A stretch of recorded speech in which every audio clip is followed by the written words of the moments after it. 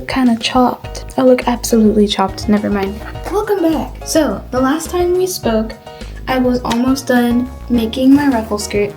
I needed to continue placing ruffles on the in-between strips to make the tiers.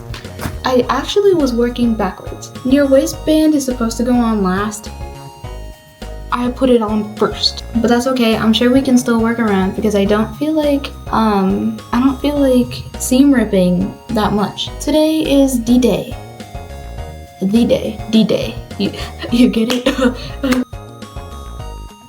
I love my 80s sewing machine. So I won't hold you with any small talk any longer. Let's just get right into it. One thing that I also recommend is to take an iron. I have a mini iron right here, and press down your seams to make it easier to sew over them when you're adding the ruffles to them. This is the wrong piece. So for example, this seam right here, and then take your iron and press them down flat, like this, so that they're flat. So, just like how we did it with the waistband, what we're gonna do is sew this ruffle strip into a circle because all my in-between pieces are already in a circle and I'm not gonna seam rip just so I could put it all together. I'm just gonna do it and show you. Then after you sew your ruffle strip into a circle, you're going to attach it to this, but you're going to attach it along whichever side you want. These in-between pieces you don't have to hem just because you're gonna put the ruffle on it anyway. You're not really going to see these pieces because the ruffles are going to fall over it, sort of like this. So you're not really going to see your in-between pieces. Good sides together. Take a pin and pin it together.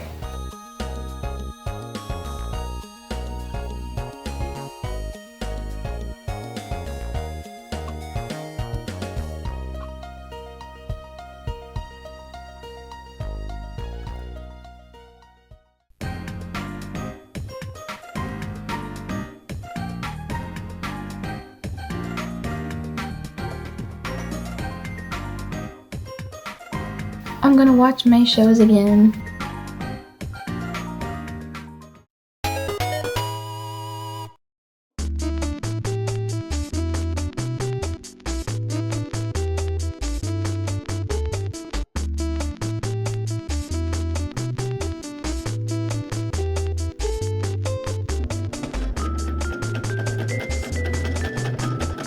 The atmosphere is top notch.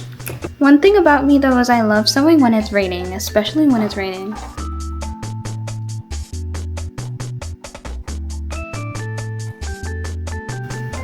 Are we good? I think we're good. So I've just finished the second in-between piece and ruffle. Why does my camera shake like it's an earthquake? Also off topic, but look at how the sunlight is coming through the window right now. I love sunsets. Are they still doing construction outside? Look at the sunset. So it's day 1 of doing this. Well, day 2, I guess. I had pins stuck together previously, as you saw. I had a different outfit on, but I'd consider this day 1 just because pinning, I wasn't really sewing anything. So I will see you probably tomorrow. I should be done this tomorrow. All I have to do is just combine all the tiers. Hopefully it's as easy as it sounds and looks, cause to be honest, I don't really know what I'm doing. I'm doing this without any instruction, no pattern, just off the top of my head.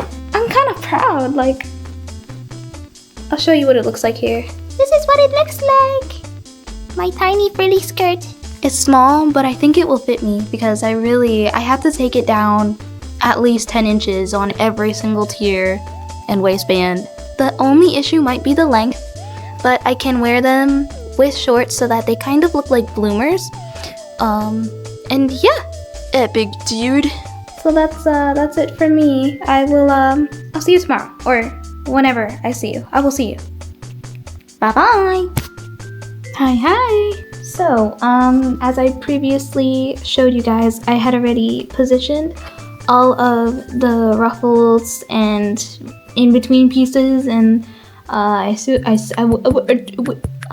today is the day that I learn how to actually stack them. Hopefully by the end of this, it's done and I can finally wear it. I am ready to see the finished result. I'm sure you guys are ready too. That's probably why you're watching. However, I have run into a problem with my machine, guys.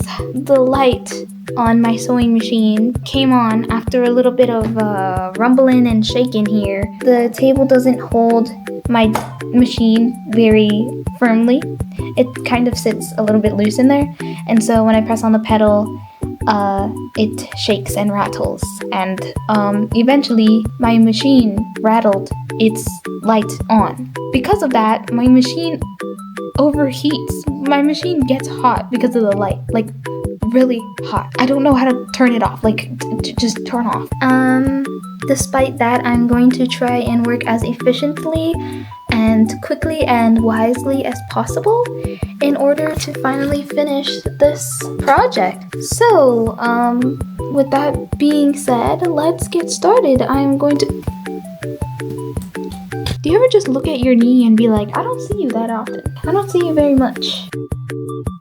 So, it's actually pretty straightforward. My tripod is in the way. Basically, what we must do is take bottom tier, flip it inside out like this, so you see all the seams for the ruffles.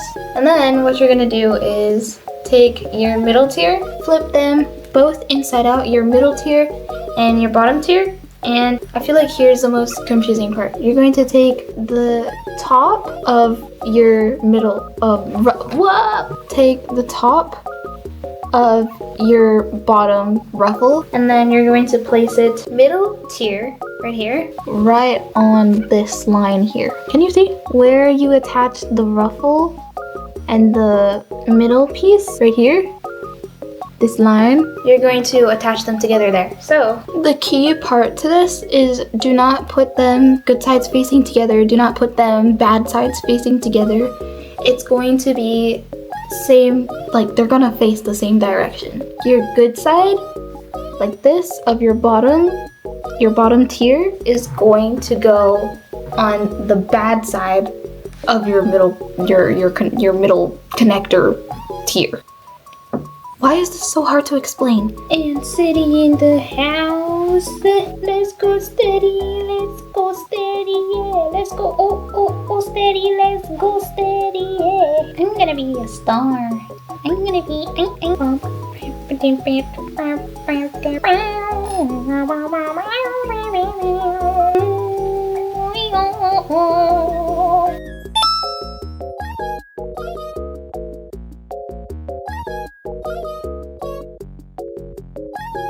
And this is the finished result right here, guys.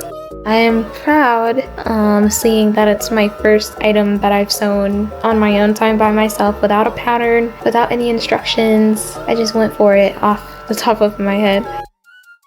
So everybody, it's officially over. The skirt is done. It was definitely a learning process, and there are some things that I would do differently. Thankfully, I'm going to be filming a final and last episode to this series, the Rough Skirt series. And in the next episode, I'll be telling you guys about how I did it and what I would do differently. All in all, that's it for me. Thank you guys for watching, and I'll see you in the next one. Bye-bye!